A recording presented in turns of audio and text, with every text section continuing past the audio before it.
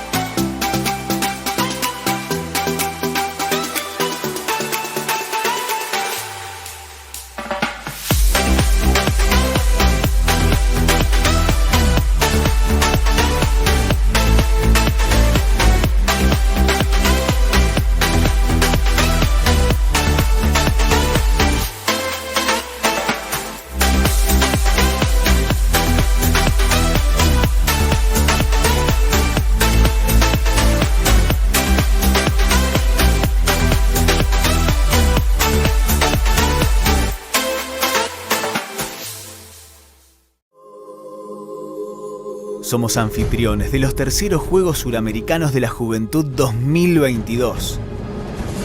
Del 28 de abril al 8 de mayo, Rosario recibirá 2.500 atletas de 14 a 18 años de 15 países, que participarán en 26 deportes durante 11 días de competencia.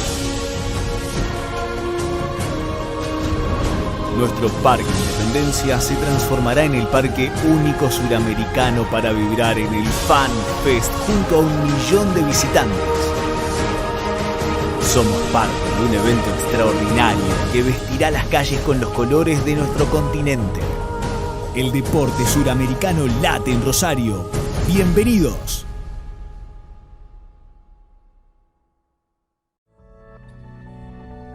Hay historias que se cuentan solas. Vivencias que son parte de nuestra memoria. Es el trabajo de mujeres y hombres que nos identifica desde hace más de 60 años. Porque estuvimos siempre ahí donde nos necesitaron. Porque hicimos valer nuestras fortalezas. Y nunca bajamos los brazos, ni en los momentos más difíciles. Hoy Argentina nos convoca a todas y a todos para seguir construyendo juntos. Porque sabemos llevar la camiseta.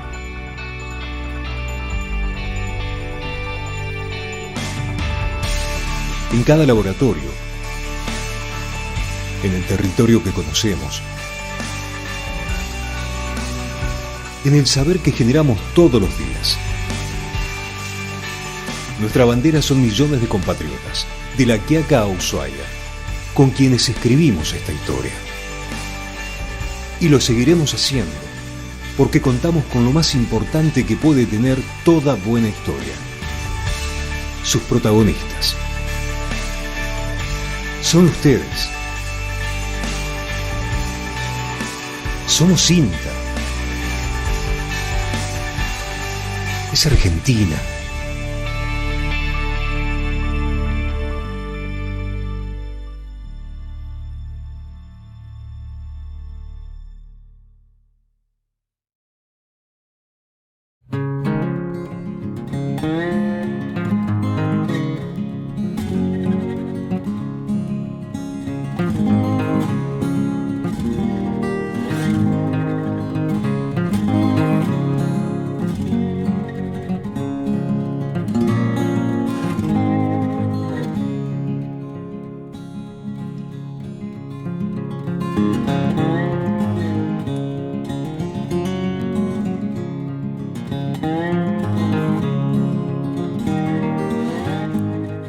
El aporte del INTA es un aporte claramente técnico y científico para desarrollar e implementar esta información que vamos a generar asociada a determinación de impactos ambientales de la carne bovina. En tu alocución hiciste mucho hincapié en lo que es la trazabilidad y el federalismo.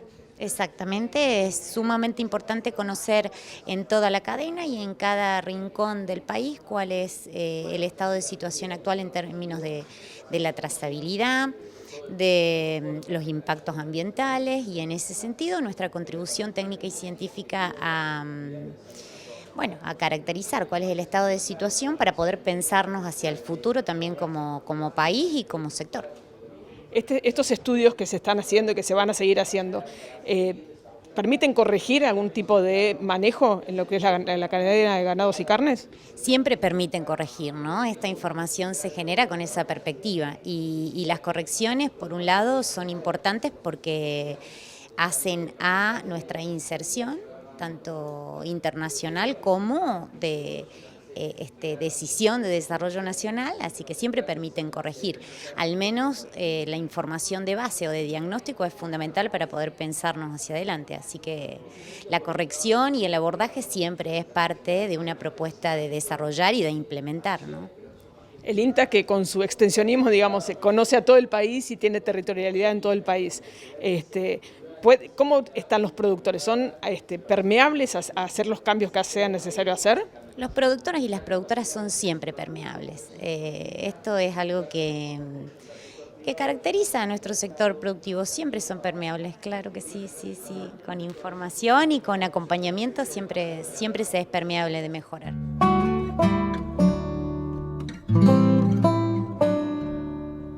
Estamos en el paraje El Hoyo, estamos trabajando en una capacitación, procesando frutos del monte nativo, principalmente algarroba. En esta oportunidad contamos con Nancy Campos, que les está enseñando al grupo a obtener, digamos, alimentos a partir de la harina. Las mujeres fue como que motivaron a trabajar este proyecto, buscando poder realizar actividades que le permitan ser madres y ser estudiantes, digamos, poder estudiar y seguir viviendo en el mismo lugar. Y sabiendo también de que sus familias procesaban estos frutos, con esa intención de recuperar saberes, han presentado el proyecto. Hoy lo que hemos aprendido es a enriquecer las otras harinas, haciendo productos panificados, también bombones de algarroba, hemos hecho alfajores de algarroba, galletas y bizcochuelos. Durante años vamos a poder vivir de este arbolito, que empieza con el tema de la floración para la miel, después se cosechan las algarrobas, tenemos la semilla para futuros árboles, tenemos un excelente alimento rico en proteínas, calcio, minerales, fibra. Todas somos de aquí nomás del Hoyo, estamos amas de casa, si bien algunas todavía han terminado la secundaria pero no han podido seguir estudiando. Bueno, se había empezado para hacer la harinita de algarroba y bueno, ahora también como no se había cosechado mucho, para darle utilidad a la máquina habíamos decidido hacer el maíz tostado, también la harina del maíz. Sí hemos vendido todo lo que se ha producido de la harina. Está lindo el grupo que se ha armado, está bueno que se siga creciendo, son muy buenas compañeras.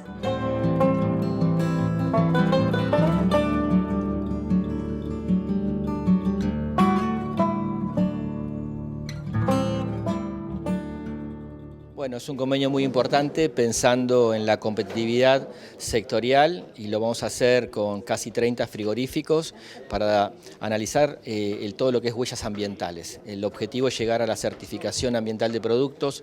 Esto es un elemento central pensando en los mercados externos, por lo cual hacerlo en forma conjunta, sector público, sector privado. Venimos complementando muchas capacidades en ese sentido con el INTA, así que bueno, con el IPCBA es una estrategia clara de los próximos meses y creo que es el gran objetivo de futuro, pensar la sustentabilidad para que nuestros productos tengan un alcance aún mayor todavía en los mercados internacionales. Y para el INTI es una estrategia total, pensando en que además somos el hub regional de EPD International, vamos a poder emitir estos certificados, estos frigoríficos, así que bueno, una política de Estado para pensar en nuestros sectores estratégicos como es el de la carne. Esto vino de un trabajo de ya hace varios años que culminó con un informe de sustentabilidad. ¿Cómo fue ese primer ensayo? Bueno, lo mencionaba el presidente del IPCBA, fue una experiencia muy valiosa para Argentina estratégicamente, por lo cual lo que venimos diciendo, hoy estamos en un escenario de complementar capacidades pensando en estas políticas que permitan que nuestros grandes sectores estratégicos puedan ser cada vez más competitivos y empezar a afrontar desafíos que el mercado internacional nos impone. Tener la idea de la sustentabilidad como eje de trabajo creo que es clave en todos los sectores. Hace poquitos días lo hacíamos con el sector vitivinícola en la vendimia y bueno, cuando pudimos poner a disposición de nuestros actores productivos esta posibilidad de emitir los certificados ambientales de producto, el sector más activo y rápido fue el sector de frigoríficos, el sector de carne, el sector apícola también, de sumarse a esta propuesta porque sabemos que es la llave para ingresar y posicionarnos en los mercados internacionales. Al hacer estos estudios de sustentabilidad que ustedes estudian, digamos, toda la cadena, no solamente lo que significa el ganado a campo, sino toda la cadena de las carnes, ¿se hace también alguna recomendación en cuanto a la mejora de esa sustentabilidad? Sí, claramente la idea es darle una información al sector para que puedan evaluar las mejores políticas para ir subsanando aquellos detalles que empecemos a encontrar y bueno, para eso también es la complementación con otras políticas públicas. Nosotros somos parte del Ministerio de Desarrollo Productivo de la Nación, por lo cual todo lo que es producción verde va a tener algún tipo de asistencia técnica, aportes para los sectores, financiamiento accesible, así que es parte de una estrategia de lo que decimos, el posicionamiento internacional de productos que necesitamos que los mercados externos realmente sigan confiando en nuestros productos y necesitamos divisas, por lo cual la exportación en buena medida pasa porque cumplamos estos estándares de huellas ambientales. Bueno, entonces el primer trabajo en Carar va a ser estudio de estos 30 frigoríficos. Exactamente, componen 30 frigoríficos, casi 80 establecimientos primarios, así que será una gran tarea de 18 meses, pero bueno, tenemos algunos antecedentes muy interesantes entre el INTA, el INTI, el frigorífico en Córdoba Los Logros, que sacamos una premiación a la mejor investigación en esta temática hace pocos meses, así que bueno, ahora es ampliarlo y tenemos grandes expectativas de que el resultado de este estudio le dé al sector las variables para ir resolviendo aquellos detalles que nos puedan quedar en el camino para tener estos certificados ambientales de producto. Bien, Cristina, y salían en el chat, estamos mirando el chat de YouTube, anécdotas de mucha gente, incluso que con animales que les han pasado, así que están buenas estas experiencias y estos criterios porque también van viendo las quienes se conectan a esta transmisión, justamente qué les pasa en su propia huerta. Y decíamos, bueno, cobertura, no dar vuelta al pan de tierra, mantener la fertilidad, abonarlo, asociar, rotar, pero obviamente hay algo que uno lo hace a cotidiano y puede cometer algunos errores que tienen que ver con el tema del riego, ¿no? Que al momento de regar no solamente estamos cuidando nuestra producción, sino también tenemos que cuidar el suelo. ¿Qué les parece entonces ahí? Si Martín ya está todo bien, ¿no? Con el PowerPoint ya está más relajado, pero en la previa nos contaba, ¿no? Que hay que tener cuidado con el riego y más en aquellos lugares donde justamente el tema del agua tiene sus particularidades. Contanos un poquito qué es lo que hay que hacer y qué es lo que no hay que hacer al momento de regar la huerta. Bien, gracias César. Sí, está todo en orden, esto es en vivo, pueden pasar imprevistos con la presentación, con toda la tecnología, ¿no? Escuchando a quienes se exponían anteriormente, y antes hago una pequeña introducción antes de pasar a la cuestión del riego, del manejo del agua, que es muy amplia, como es muy amplio también el cuidado del suelo, y tener en cuenta que estamos exponiendo aquí desde diferentes lugares de la provincia de Buenos Aires. Nuestra provincia de Buenos Aires es muy extensa, en su parte más larga tiene aproximadamente unos 1000 kilómetros y unos 600 kilómetros de ancho, entonces tenemos muchísima variabilidad de tipos de suelos. Los suelos responden directamente también a la vegetación que soportan en superficie y a los regímenes de lluvia. Por eso cuando hacíamos las previas yo les preguntaba, ¿no? ¿Cuánto llueve por allí, por Buenos Aires, por AMBA, la zona norte de nuestra provincia? Y ustedes me contaban de que están arriba de los 1000 milímetros anuales, y nosotros aquí al sur de la provincia de Buenos Aires, desde donde estamos transmitiendo, estamos en un promedio de 450 a 500 milímetros anuales, así que tenemos una diferencia tremenda. O sea, a nosotros acá al sur nos está lloviendo la mitad de lo que les llueve a ustedes, y esto tiene mucho que ver con el tema del riego y del manejo de los suelos. Y también la provincia de Buenos Aires tiene zona de costa, tenemos sierras en el centro-sur de la provincia, y luego más aquí hacia el sur estamos con un clima más semiárido a árido, entonces hay mucha variabilidad, pero la cuestión de la mejora del suelo, todo lo que contaba Cristina, lo que contaba Paz con respecto a la importancia de la microbiología, tenemos que cuidarlo. Y eso va a ser más intenso o menos intenso según el lugar de la provincia de Buenos Aires que nos encontremos y en las zonas urbanas. Y pasando al tema de riego, ¿quién podría pensar, o quizá no se nos cruza por la mente, que podemos hacer un deterioro del suelo con el manejo del agua? Primero, contarles que el agua es un recurso preciado que tenemos que cuidar, sea en la zona urbana o sea en la zona rural, en cualquier lugar donde nos encontremos. El agua es importantísima para todos los seres vivos, y esto no excluye a las plantas. Sin agua nuestros cultivos no van a crecer. Tenemos muchísima diferencia de calidades de agua también.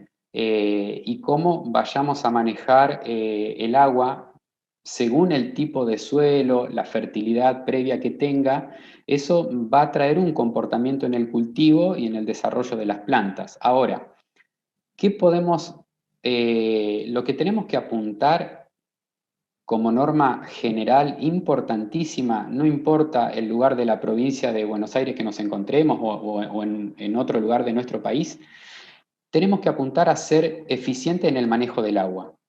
No podemos, digamos, desaprovechar este recurso, ¿sí? Acá vemos dos imágenes que con el manejo,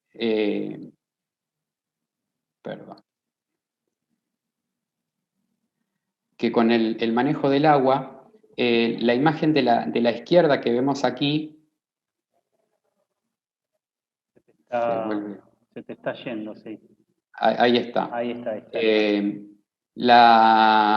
La imagen que vemos a la izquierda, donde voy señalando si se ve el cursor, ¿no? Sí. Tiene las plantas de tomate que están aquí en el lomo del surco, el agua aquí abajo en la parte baja del surco, ¿no? Y tenemos plantitas espontáneas que cuando usamos mucha cantidad de agua, y a veces creemos que las plantas se riegan en el lomo del surco, pero a veces no está llegando, ¿sí? Y usamos más cantidad de agua, y en realidad a veces, según la forma que usemos de manejar el agua, también estamos regando a muchas de las plantas espontáneas que crecen, que son yuyitos, y esos van a estar bastante presentes casi siempre en la huerta, según las formas que usemos para manejarlo. Y por el otro lado, en la imagen que vemos de la derecha, vemos un suelo totalmente inundado donde se usó mucha más cantidad de agua para que llegue justamente donde se ven acá los cultivos. Esto es en mayor superficie, pero tenemos que pensar que mucha cantidad de agua, un litro de agua es 1 kilo, literalmente. Entonces, cuando usamos muchísima más cantidad de agua de la que realmente necesita el suelo, producimos también compactación, y este humedecimiento y resecamiento del suelo produce este agrietamiento cuando hay algunos suelos que están deteriorados, o que les falta materia orgánica, que les falta estructura, ¿no?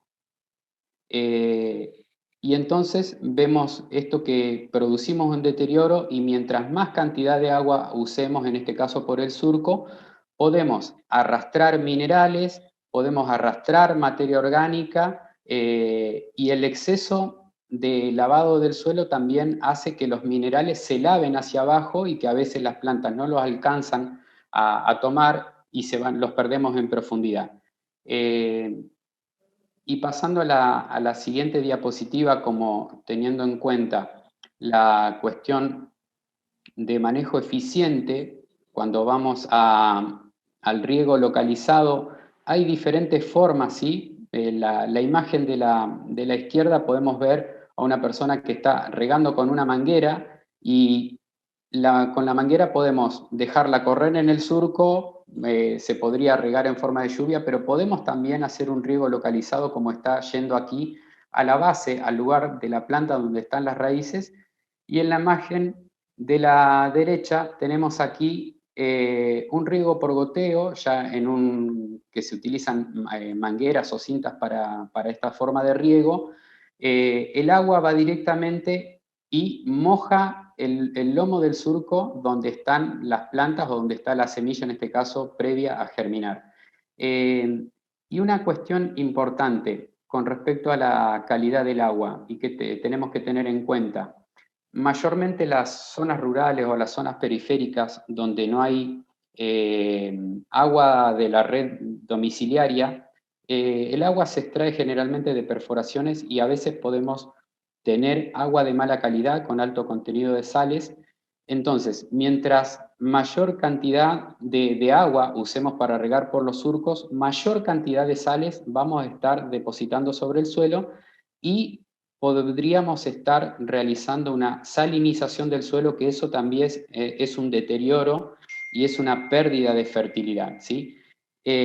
Por otro lado, por más que tengamos agua de red, tenemos que cuidar la cantidad de agua que usamos, porque eso también tiene un costo ambiental, tiene un costo de potabilización, de distribución, y seguramente también lo vamos a pagar a fin de mes en la factura de agua. Esto es un pantallazo muy general del manejo del agua. Bien, bien. Había varias preguntas que se van sumando, sobre todo empezaron con preguntas en el grupo del chat, vemos con el tema de los abonos. Está Laura de Luca, que la habrán visto conectada ahí cuando ponemos el panel, que ella va a estar en el equipo del próximo encuentro. Recuerden todo lo relacionado con abonos y con el suelo como organismo vivo se va a detallar, así que igual son bienvenidas para el machete del equipo que está preparando la charla del próximo miércoles. Cristina, vos sobre el tema riego, ¿tenías algo más para agregarnos?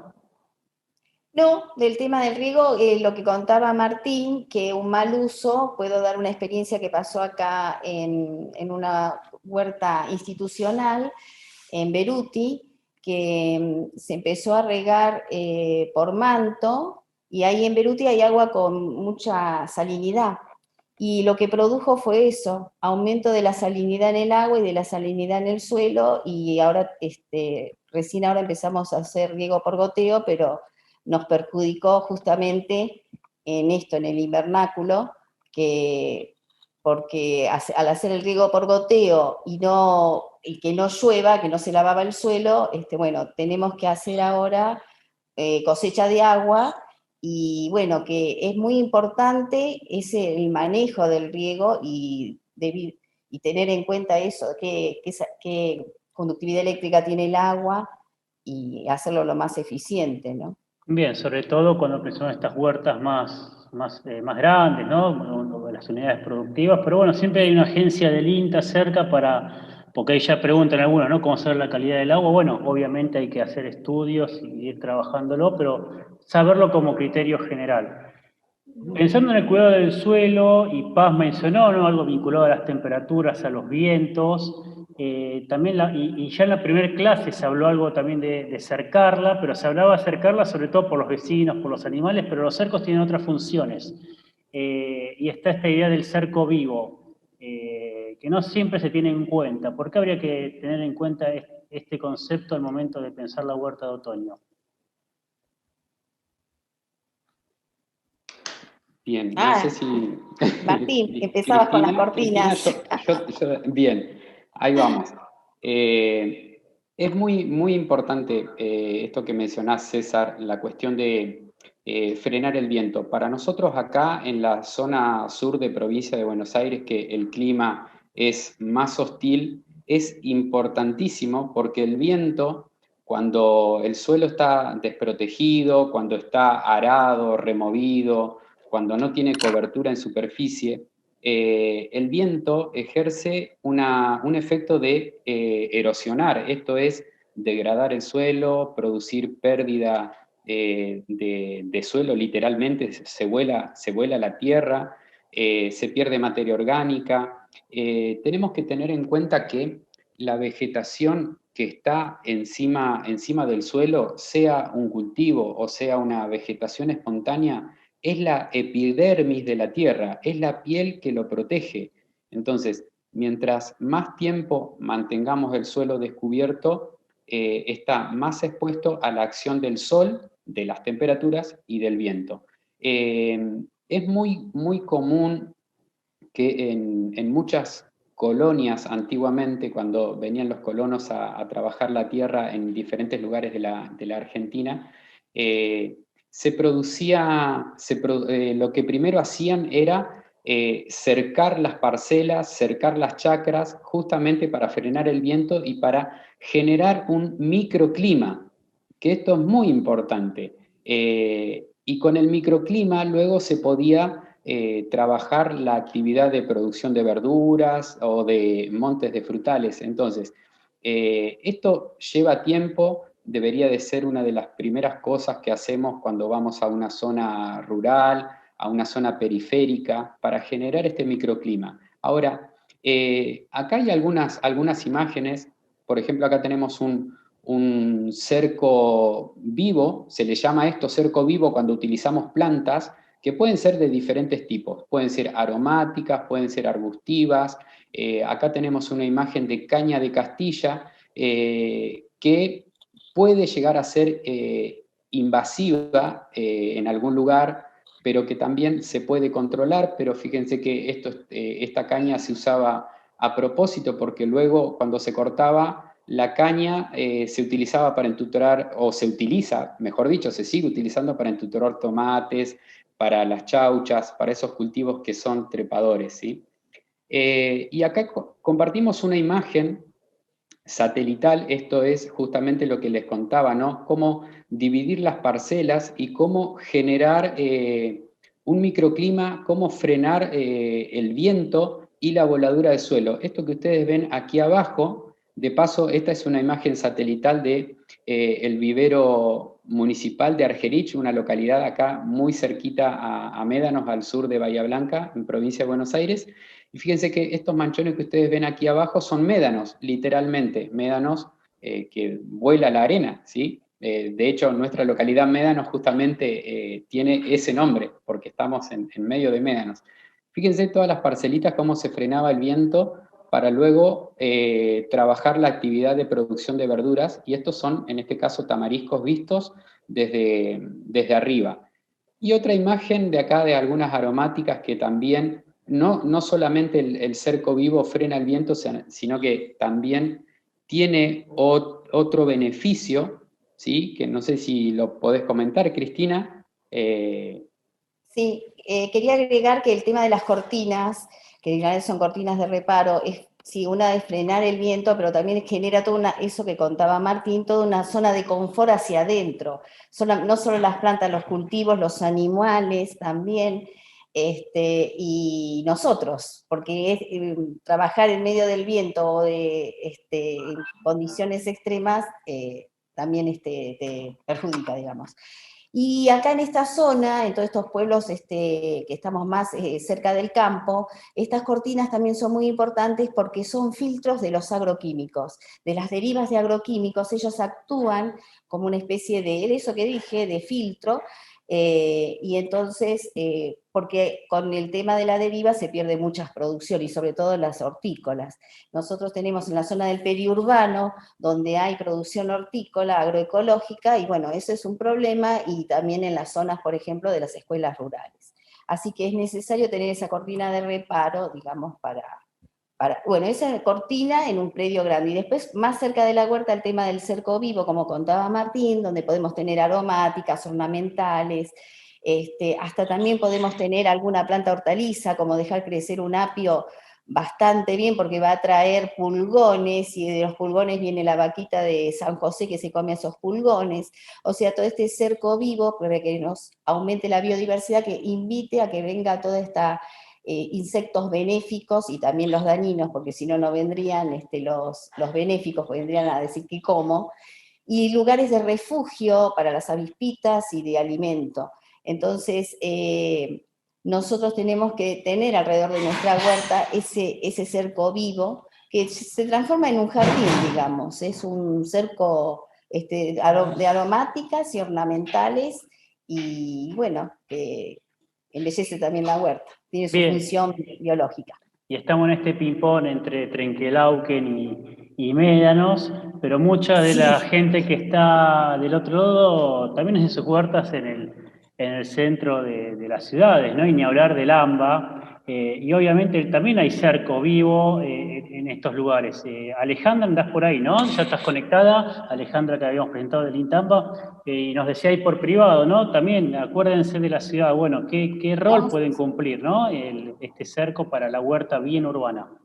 No, por eso es lo que decía que dentro de nuestra huerta, pero está bien que lo que dice Ale, porque justamente para atraer a todos esos insectos benéficos, pero también en un patio, si tenemos demasiada pared, se refracta mucho, aumenta la temperatura, y si nosotros tenemos verde, ahí también estamos generando un microclima, o sea que el cerco vivo es fundamental desde el AMBA hasta el límite ahí de la provincia con La Pampa y hacia abajo. O sea, el cerco vivo es fundamental que esté en nuestra huerta, así como también dijo Martín, cuando vamos a hacer una producción en el periurbano, hacer un reparo, una cortina de reparo, que no estemos pensando en aguaribá, y a veces con un simple ligustro, un siempre verde, algo que nos haga que tengamos verde de reparo para el tema que veníamos comentando.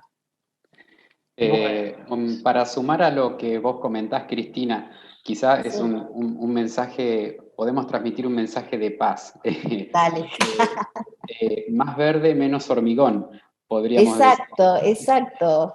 Porque en las ciudades nuestras también pasa eso. Sí. Justamente lo que vos mencionás, no solo en un cerco, que puede ser la división entre un terreno y otro, pero está totalmente comprobado que mientras más plantas existan, en este caso en las zonas urbanas, la temperatura promedio baja, ¿no? Toda la vegetación contribuye a eso, que después termina de ser un atentado no solo para las plantas, sino que para nosotros mismos como seres humanos, ¿no? De esto que mencionabas vos, Cristina, de tener un lugar de mejor confort y ver más verde y colores, flores, ornamentales. Esto nos va a ayudar en la salud física y mental también.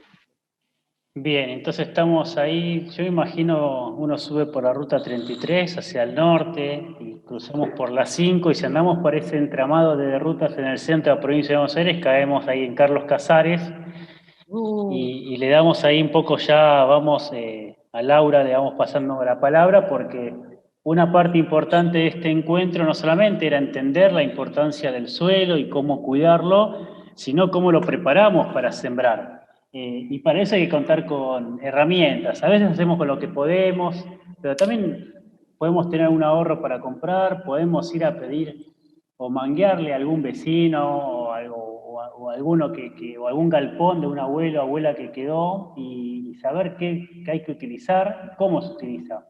Así que bueno, la pregunta es esa, justamente, ¿qué herramientas necesitamos para que este suelo se trabaje de manera adecuada?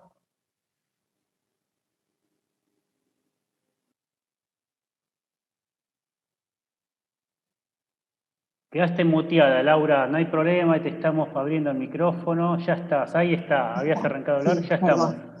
Está bien. Bueno, sí, les decía que fundamentalmente para hacer la huerta va a haber que intervenir el suelo y para hacer esta labor vamos a tener que usar diferentes herramientas. Y antes de empezar a trabajar con las herramientas hay algunas cuestiones básicas que deberíamos tener en cuenta.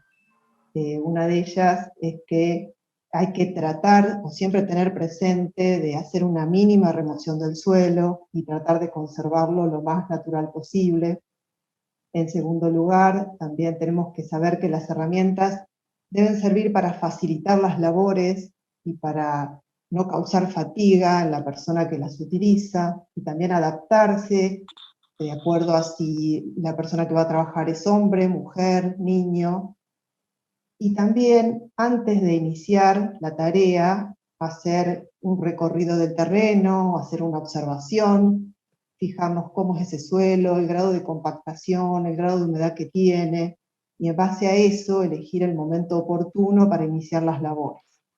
Entonces, teniendo en cuenta esos temas que estuvimos charlando, nosotros consideramos que hay herramientas que son básicas o fundamentales, como por ejemplo la foto de la izquierda, donde se muestran 2 palas de punta. La pala está generalmente presente, se utiliza en aquellos suelos que se van a trabajar por primera vez, o que hace mucho tiempo que no han sido trabajados. La usamos para marcar el camellón, el cantero, el bancal, delimitamos el espacio y después trabajamos el pan de tierra, sacamos las malezas, nos permite trabajar bien el pan de tierra. Y en esa foto hay 2 palas porque puede llegar a haber alguna marca que ofrezca alguna pala que es más apta para la huerta, como por ejemplo esa que se ve ahí, etiqueta verde, y que otra que puede llegar a tener una etiqueta naranja y que es apta para otro tipo de tareas. En el segundo lugar, en la foto del medio, vemos un rastrillo. El rastrillo necesitamos que sea lo suficientemente ancho, fuerte y firme. Lo vamos a utilizar para hacer una limpieza del cantero. A través de las sucesivas pasadas vamos a ir afinando el suelo, asegurándonos de que quede una buena cama de siembra, que no quede algún cascote que impida la germinación o el nacimiento de la semilla. Y también vamos a ir encontrando seguramente algún elemento, como puede ser clavitos, pedacitos de vidrio, cascotitos. Acuérdense siempre usar guantes, porque nos podemos lastimar. Entonces con el rastrillo básicamente va a ayudar para la limpieza del suelo, para nivelar, para delimitar. Esa va a ser una de las tareas principales que va a tener el rastrillo. Y en la tercera imagen vemos una laya. Es una herramienta que se utiliza mucho en las huertas orgánicas o agroecológicas. Está constituida por 3 a 4 dientes equidistantes, dientes planos que están unidos a través de una empuñadura o un mango, y tiene la particularidad que nos permite trabajar el suelo sin invertir el pan de tierra. Por eso es una herramienta muy preciada para nuestra labor en la huerta. Vamos a pasar a la siguiente diapositiva. Seguramente en las huertas podemos llegar a encontrar otro tipo de herramientas, o generalmente hay más variedad, más cantidad. Esas que nombramos nos parece que son con las que deberíamos contar. Por ejemplo, también ahí se ve una foto, están trabajando con una azada. La azada a veces se utiliza para hacer un hoyo pequeño y sembrar, por ejemplo, semillas de mayor tamaño, o para aporcar o arrimar tierra en algunos cultivos que van quedando las raíces expuestas y necesitamos ir cubriéndolas, o para romper algún encostramiento superficial que se da en el cantero. Y muchas veces nos encontramos con herramientas que se utilizan por tradición, por costumbre, por cultura. Entonces eso puede hacer que nos encontremos con una gran diversidad o variedad. Pero bueno, no todas las huertas son de gran tamaño y de grandes superficies o de espacios abiertos. Entonces acá le vamos a pedir a Alejandra que ella nos cuente si para el área metropolitana de Buenos Aires, donde los espacios son más reducidos y se trabaja con huerta en contenedores, si ellos utilizan las mismas herramientas o hacen algún tipo de adaptación.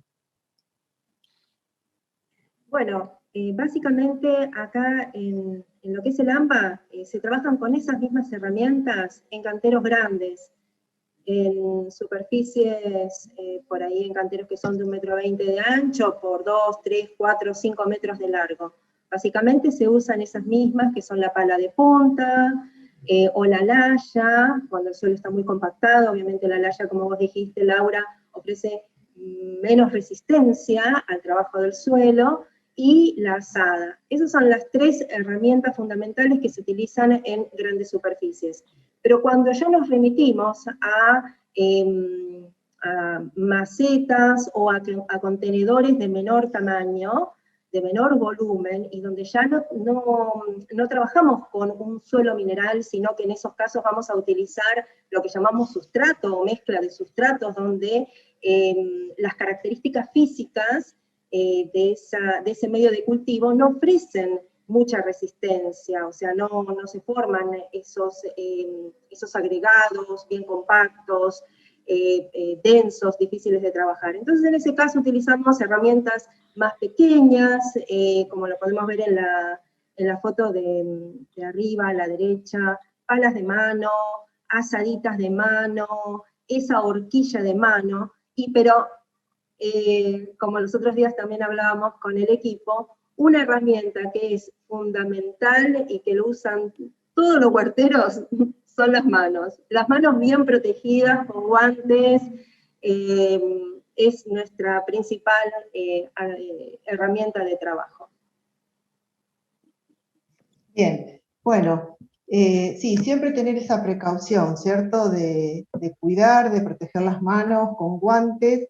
En lo posible para trabajar la huerta, el guante tiene que ser con goma en la palma de la mano y arriba con algún tejido que permita la respiración y así no transpira la mano y sentimos la comodidad para el trabajo en el suelo. ¿Cómo nació la idea de hacer este acuerdo con el INTE, con el INTI?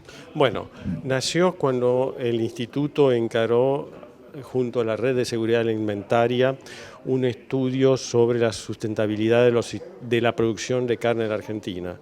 Ahí se convocaron a 45 científicos argentinos agrupados, valga la redundancia, en 5 grupos, liderados también por una figura relevante, y resulta del mismo vimos dónde nos apretaba el zapato, dónde estamos haciendo las cosas bien, y eso debía tener una continuidad, no solamente de efectos informativos, también sirvió como argumentación principal para la posición argentina en la COP26, pero lo importante es el seguimiento, y el seguimiento ya tenía que ser con mediciones en el lugar, y de ahí nace este proyecto junto al INTI y el INTI, que también ambas entidades estaban involucradas de alguna forma en el estudio previo.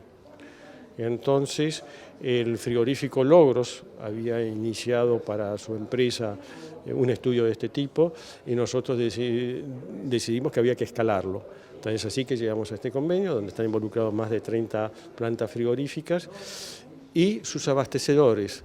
Pensando en 5 o 6 productores modales por cada frigorífico, 5 por 30 son 150, 180 sistemas de producción. Entonces estamos valorando toda la cadena, desde el nacimiento del ternero hasta el corte de carne envasado al vacío, entregado en algún mercado externo como en el mercado interno.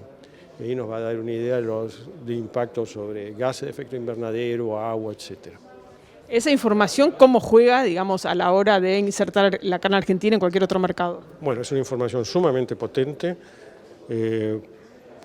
para ser empleada para informar a la opinión pública nacional, como a la opinión pública internacional, y defender la posición de la producción de carne argentina, donde se la ataca en los distintos foros internacionales, donde se juegan muchos partidos.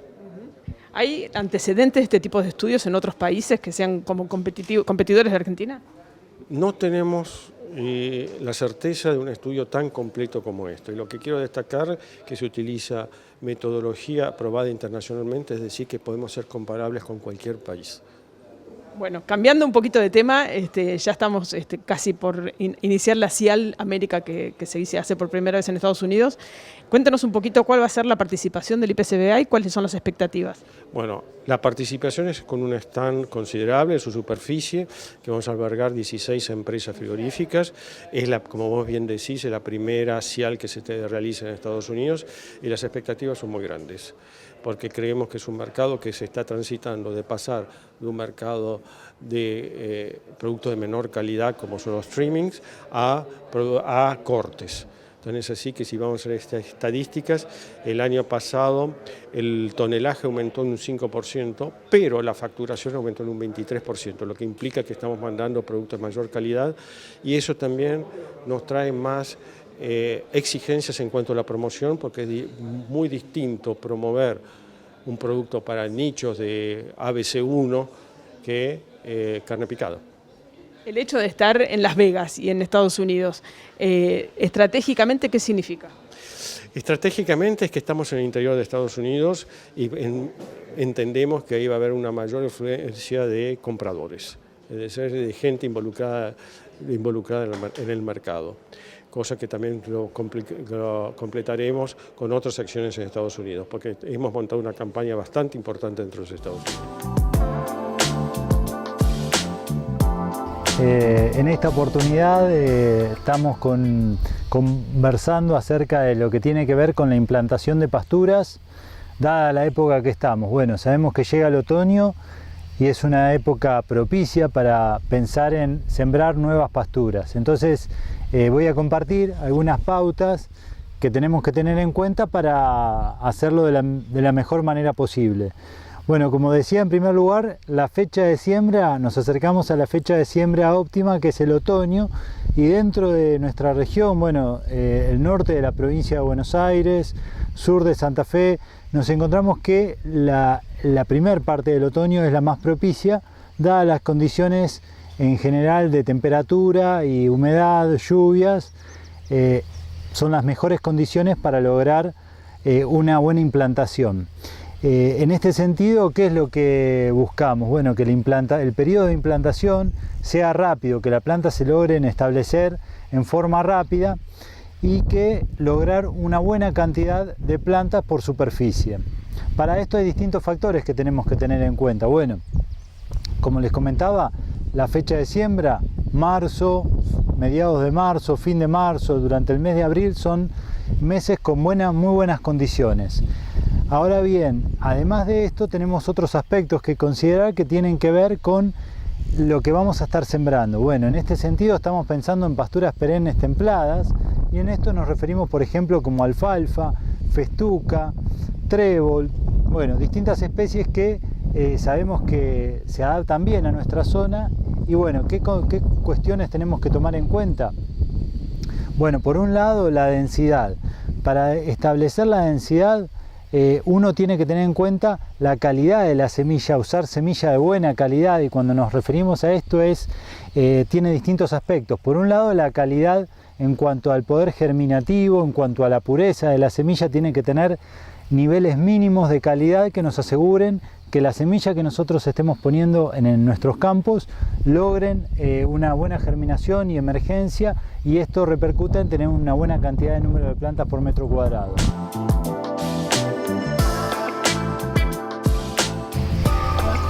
La elección del cultivar dentro de cada especie es también un factor a tener en cuenta, y para esto en INTA contamos de información de distintas redes de evaluación que forman parte de nuestros proyectos y redes de evaluación que tenemos, donde podemos ver la comparativa del comportamiento de cultivares comerciales para definir en cada zona cuál se adapta mejor y tiene un buen comportamiento. Entonces es otra cuestión a tener en cuenta. En relación con la densidad, nos queremos asegurar un número mínimo de plantas por metro cuadrado que nos aseguren una buena densidad, porque pensemos que en el caso de pasturas perennes son pasturas que nos van a estar durando alrededor de 3, 4, 5 años. Entonces, con la cantidad de plantas, en algunas especies, por ejemplo como la alfalfa, partir con una buena densidad nos asegura tener durante un tiempo esa densidad, es decir, no tenemos resiembra natural que se puede ir incrementando con el tiempo. Así que bueno, es otro factor a considerar. ¿Qué es lo que estamos buscando? Bueno, por ejemplo, en el caso de la alfalfa, lograr 250, 300 plantas por metro cuadrado. Para eso tendremos que ajustar la densidad en relación a las características de la calidad de la semilla, poder germinativo, peso de mi semilla y pureza, son cuestiones que nos hacen a ver qué cantidad de semillas sembrar. Adicionalmente a esto, otra de las cuestiones que tenemos que tener en cuenta es la elección del lote. Elegir el lote donde vamos a sembrar las pasturas es importante en cuanto al antecesor que tienen para donde lo vamos a sembrar. No es lo mismo un antecesor como moa o como maíz para silo que dejan poco rastrojo en superficie, que un antecesor con mucho volumen. Pensemos que en el caso de las pasturas perennes trabajamos siempre con semillas que son de pequeño tamaño. Entonces, lograr una buena cama de siembra es fundamental para lograr una buena siembra y una buena implantación. Todos estos factores van a redundar en que podamos, si la sembramos temprano, si la sembramos con buenas, teniendo en cuenta estos aspectos, nos vamos a asegurar un aprovechamiento temprano y con alta producción de forraje. Además de esto, otra de las cuestiones que definimos al momento de la siembra es la distancia entre hileras a la siembra. Es decir, cómo es el arreglo con el que vamos a sembrar la pastura. Bueno, sabemos que hay una mayor producción en la medida que tengamos hileras relativamente cercanas.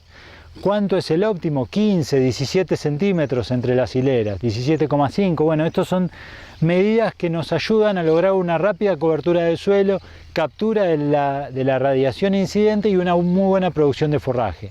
En la medida que tenemos hileras más separadas, nos quedan espacios vacíos donde, bueno, repercute en una menor producción. Entonces, por eso, en la medida que podamos elegir sembradoras con distancias más cercanas, favorecen en el caso de la siembra de las pasturas. Sabemos que muchas veces no tenemos sembradoras especiales, sino que usamos sembradoras de agricultura, como de grano fino, adaptadas para pasturas. Bueno, tratar de seleccionar en la medida posible aquellas que tengan una menor distancia entre hileras a la siembra.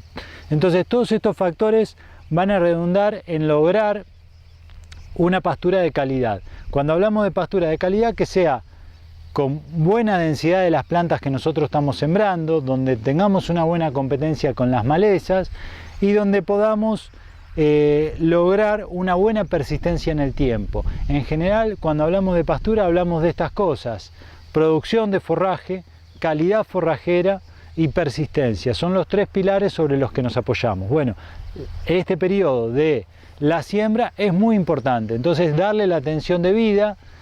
Estamos haciendo una inversión grande de dinero, ya que insume digamos, un costo importante, las semillas son caras, utilizar también de repente los productos agroquímicos que nos ayuden a lograr una buena implantación, principalmente herbicidas, en el caso para tener un periodo libre de malezas, de forma tal que la pastura se establezca de la mejor manera posible. Bueno, son todos aspectos a tener en cuenta pensando en pasturas de alta calidad. En el caso particular de lo que tiene que ver con el manejo que hacemos o el manejo recomendado, bueno, para lograr una ventana de tiempo libre de malezas podemos tener los controles de malezas que se hacen pre-siembra, y también es importante el control preemergencia. Disponemos de herbicidas, como el caso del Flumetsulam, que se puede aplicar en el mismo momento de la siembra y que nos ayuda a tener control de alguna de las malezas que suelen ser problemáticas en las pasturas durante el primer periodo. Esto es importante porque inicialmente la tasa de crecimiento de las especies que estamos sembrando puede ser lenta. Entonces, si hacemos ese manejo, nos permite de alguna manera reducir la competencia durante este periodo crítico que es la implantación de las pasturas. Como todos saben, las cooperativas forman un entramado social a lo largo de todo el país, las cooperativas agropecuarias, en zonas núcleo del país o en economías regionales, y una particularidad dentro de los 7 valores cooperativos y todo lo democrático y todo lo demás, es esto de fomentar el desarrollo social y el arraigo en cada localidad. O sea, las cooperativas es una de las únicas puntos que se han mantenido, es más, algunas tienen 100 años y todo, y son instituciones en los pueblos, unidos con todas las otras instituciones que llevamos adelante pequeñas localidades, en todo su potencial.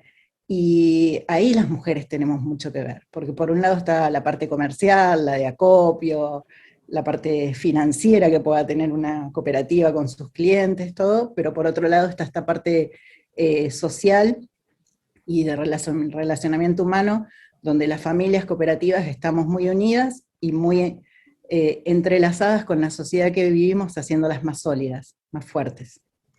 ¿Fue difícil para la mujer, digamos, empezar a ocupar roles dentro de lo que es el cooperativismo? Sí, no hay que negarlo. No reniego de eso como si fuera una mala actitud, sino que esto viene de cultura, de usos y costumbres de nuestra sociedad. Nuestros abuelos y bisabuelos eran cooperativistas, eran los fundadores de las cooperativas, los tesoreros, ya pertenecían a las comisiones directivas, y nuestras abuelas vivían en el campo trabajando duramente en condiciones muy distintas a las que nosotras ahora las mujeres rurales, las que vivimos en el campo, lo hacemos, con roles más determinados en la sociedad, pero la mujer se tenía que encargar de la familia, pero en un rol y en un papel tan importante como ese. Y no formaban parte de las instituciones, no estaban ni visibilizadas. Se supone que sus maridos habrán llevado la voz de ellas también. Quiero pensar que era así como puede ser ahora también en nuestras familias y todo, pero no estaban visibilizadas, no era costumbre que formaran parte de las comisiones directivas, en todas las instituciones, no solamente en las cooperativas. Eso a lo largo del tiempo va cambiando, nosotras nos involucramos más porque también gran parte de las sillas vacías no es de lo que no te dejan hacer, sino de lo que no intentás. Estamos organizadas en 3 ejes de trabajo: educación y TICs, ambiente y buenas prácticas agropecuarias, y desarrollo local. Formamos esas comisiones, cada vez en este crecimiento exponencial que estamos teniendo, no solo en números, sino en ganas de trabajo y en ganas de participar, que eso es lo que está bueno. Y entonces vamos haciendo calendarios. El año pasado, por ejemplo, desde el eje de educación, hicimos capacitaciones internas, charlas, y después un ciclo abierto, herramientas útiles, cajón de herramientas útiles para mujeres rurales emprendedoras, que estuvo muy bueno. Fueron 7 encuentros con lo más emocionante. Sacamos provecho mucho a la pandemia, en este sentido de acercarnos digitalmente, que es lo que nos pasó a todos, que la virtualidad, tratar de sacar lo mejor de eso, y que entonces mujeres que están a distancias inimaginables a veces, y en lugares remotos, pudieran hacer esos cursos, y que pudieran utilizar las redes o la internet no para ver una novela, sino para capacitarse. Eso era genial, emocionaba como me emociona ahora. Y también eso dejó al desnudo cuántas no lo podían hacer por no tener conectividad. O sea, qué diferencia enorme hace en estos tiempos la conectividad. Bueno, fue entonces muy, muy bueno cómo las mujeres nos acompañaron, hicieron todos los cursos una vez por mes, eran certificados por la Facultad de Ciencias Agropecuarias de la Universidad Nacional de Córdoba. Este año le vamos a dar continuidad y vamos a repetir el ciclo. O sea, seguimos con nuevas herramientas y a su vez volvemos a hacer el ciclo. Después tenemos otra vez varias internas nuestras, son charlas, conversatorios, para llevar adelante. El eje de ambiente organizó conversatorios sobre el agua, la gobernanza y la gestión positiva del agua, la importancia, porque cuando todos abrimos una canilla y nos sale agua potable, no nos damos cuenta que sale oro. Mucho. ¿Qué tiene que hacer, digamos, alguien que quiera acercarse y formar parte de las mujeres rurales? Contactarnos a algunas de nosotras, escribir a los mails. Tenemos página web, mujeresrurales.com, red Mujeres Rurales, en todas las redes, algunas de nosotras en particular, y ver qué organizaciones están, y si son líderes de alguna organización o forman parte, proponer a esa organización. Tuvimos tanto crecimiento y tanta repercusión que la mejor forma de organizarnos fue ser una red de organizaciones. También para potenciar esfuerzos y no replicar, ser más eficientes en el uso del tiempo, de los recursos, de todos, y no repetir lo que ya está hecho, no volver a inventar la rueda. O sea, que nos potenciemos unas con otras las organizaciones para hacer más fuerte lo que hacemos, y así. Y también mostrarle a la sociedad que no es fácil, no es fácil, pero que tenemos que superar las grietas.